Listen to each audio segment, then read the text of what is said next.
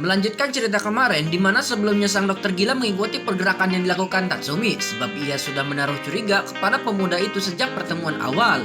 Yang ternyata jeripayanya tidak sia-sia, di mana ia menemukan markas pembunuh bayaran yang paling ditakuti koruptor. Gimana kisah selengkapnya? Kita langsung saja masuk ke dalam cerita. Berangkat!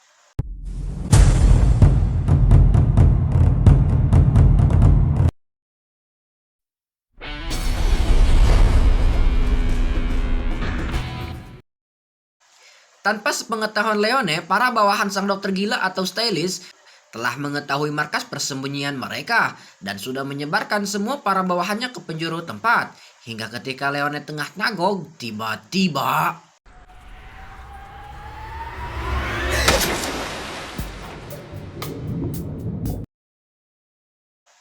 tidak jauh berbeda dengan Leone yang mendapatkan serangan, di sisi lain Zere juga harus papuket melawan boneka eksperimen stylish. Meski di awal Zere harus mengalami kesulitan sebab musuh yang di depannya ini tidak dapat dipotong. Namun setelah merubah bentuk benang miliknya menjadi sebuah tombak, pemuda itu pun berhasil membunuhnya. Tapi baru saja bernapas lega, segerombolan eksperimen sang ilmuwan gila muncul, yang hal tersebut tentu membuatnya kalang kabut. Namun lagi-lagi pemuda ini beruntung sebab Akame muncul dan langsung membantai habis para boneka tersebut.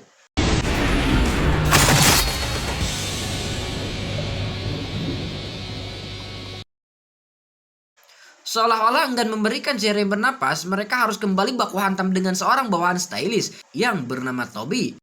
Alhasil baku hantam bagian 2 pun dimulai.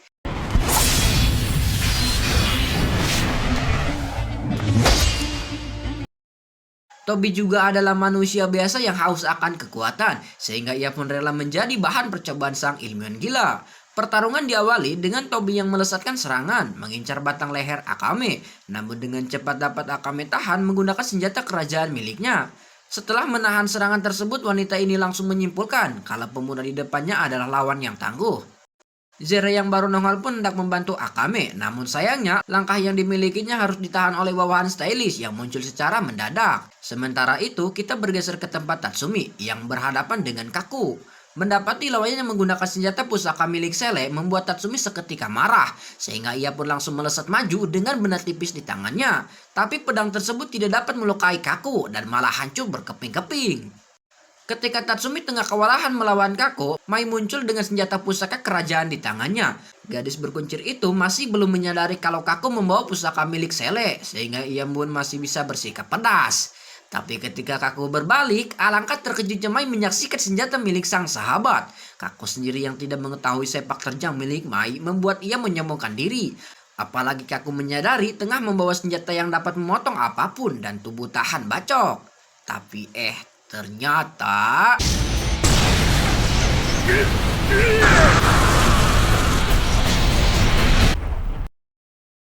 seperti yang kita ketahui, kalau senjata milik Mai memiliki keistimewaan sendiri, di mana ketika si pengguna tengah terdesak, maka energi yang dilesatkan akan semakin kuat. Meninggalkan Tatsumi dan Mai terlebih dahulu, kita berpindah kepada Akame yang masih baku hantam dengan Toby. Setelah cukup lama menahan serangan Akame, akhirnya Toby harus mengikhlaskan tangan kirinya copot. Namun pemuda itu tidak peduli dengan kehilangan satu tangan, sehingga ia pun kembali menyerang Akame secara beruntun. Tapi sayang, bukannya dapat membunuh Ciwi itu, malah dirinya lah yang dimutilasi oleh Akame dan diakhiri sebuah tombak yang tiba-tiba saja menembus badan.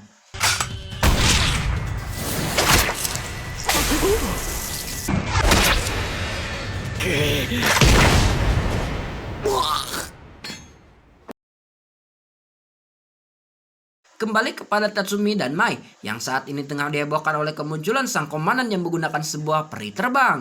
Namun tanpa keduanya sadari, terdapat sosok yang tengah mencari celah untuk membunuh Mai. Alhasil ketika sebuah kesempatan itu hadir, ia pun langsung muncul. Tapi tiba-tiba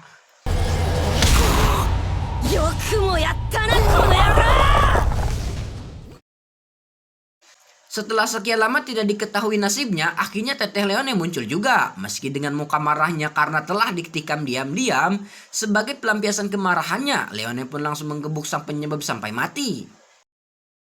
Tapi tak lama disusul oleh kemunculan para bidak catur sang ilmuwan gila. Alhasil mereka semua pun dengan cepat bersiap untuk tawuran. Namun ketika akan baku hantam, tubuh yang dimiliki Akame and the Gang tiba-tiba saja roboh.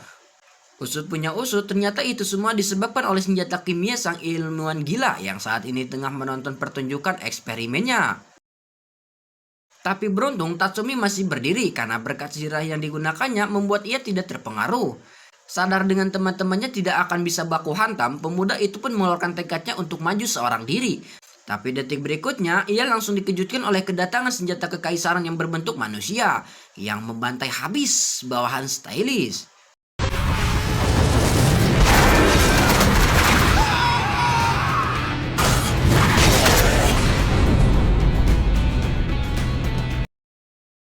Selesai dengan aksi pembantaian, sang komandan memerintahkan Susano untuk menggulung sekumpulan orang yang berada di sebelah tenggara. Sementara itu, Stylish yang menyadari posisinya diketahui mencoba melarikan diri. Namun sayang, pergerakan yang dilakukan Susano lebih cepat darinya, sehingga kini ia pun harus berhadapan dengan pusaka berwujud manusia.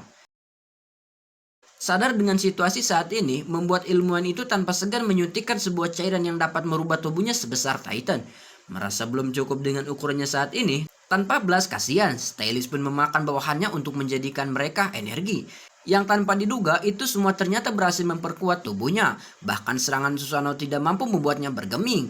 Sementara di sisi lain, Akame yang menyadari susahnya melawan Stylish mode raksasa, membuat ia meminta kepada Tatsumi untuk membawanya. Alhasil gendong-gendongan pun terjadi. Dengan kerjasama ketiganya, sang ilmuwan gila pun pada akhirnya dapat dibunuh dengan indah. Meski awalnya Akame juga harus mengalami kesulitan, disebabkan tubuh yang dimiliki Stylish sangatlah keras. Kuno!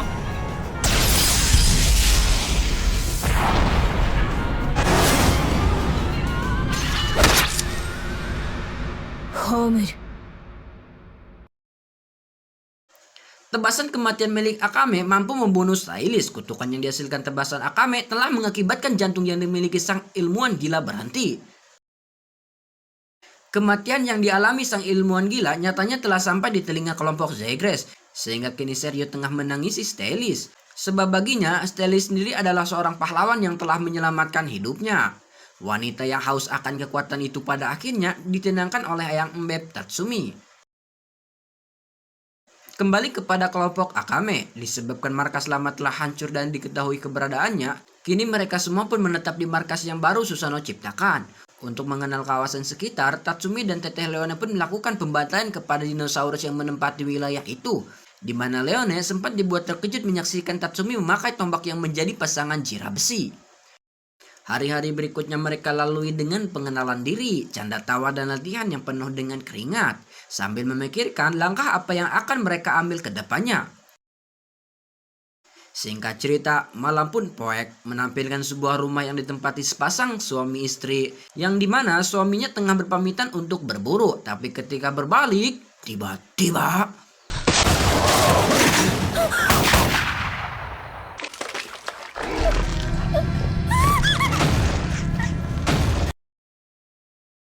Kemunculan sebuah monster dengan genetik baru membuat dua kelompok tengah mencari informasi keberadaan sang makhluk.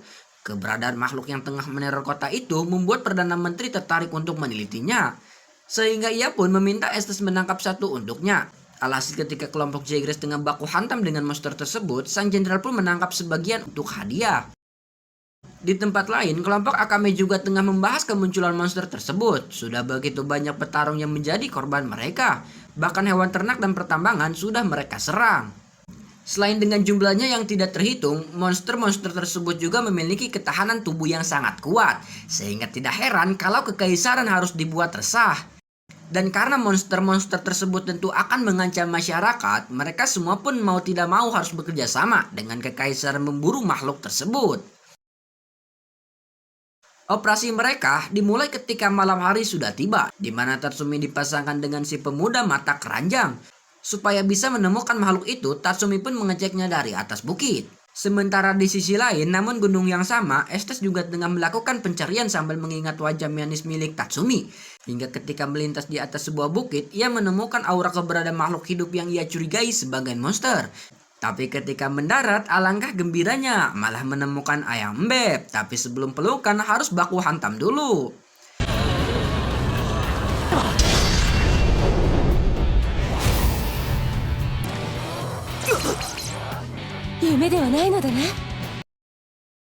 Di saat lagi happy karena bertemu Ayang, tiba-tiba saja ia merasakan hawa kehadiran orang lain. Sehingga tanpa basa-basi, ia pun langsung menyuruh keluar sosok tersebut.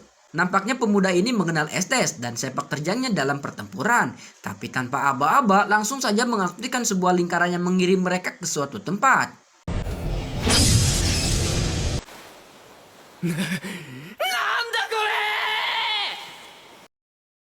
Tatsumi dan Estes dikirim ke dalam sebuah pulau terpencil. Pemuda itu sangat terkejut dengan peristiwa yang baru saja mereka alami. Bahkan saking tidak percayanya, Tatsumi meminta Estes menyakitinya untuk memastikan ia tidak sedang berhalusinasi. Namun siapa sangka tindakan yang diambil Chibi itu mampu menyadarkan Tatsumi.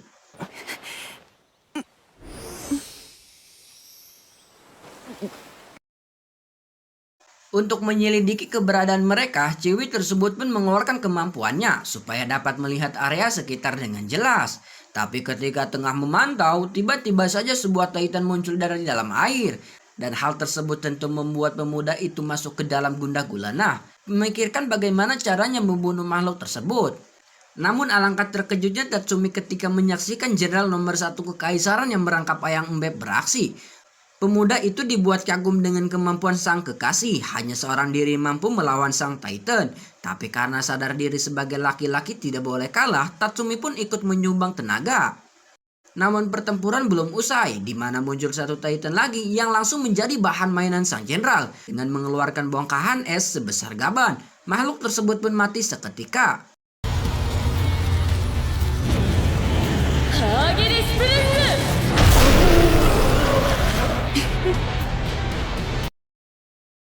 Waktu-waktu berikutnya mereka lalui dengan santai dan saling bekerja sama, memeriksa kondisi pulau, berburu dan mencari bahan-bahan makanan.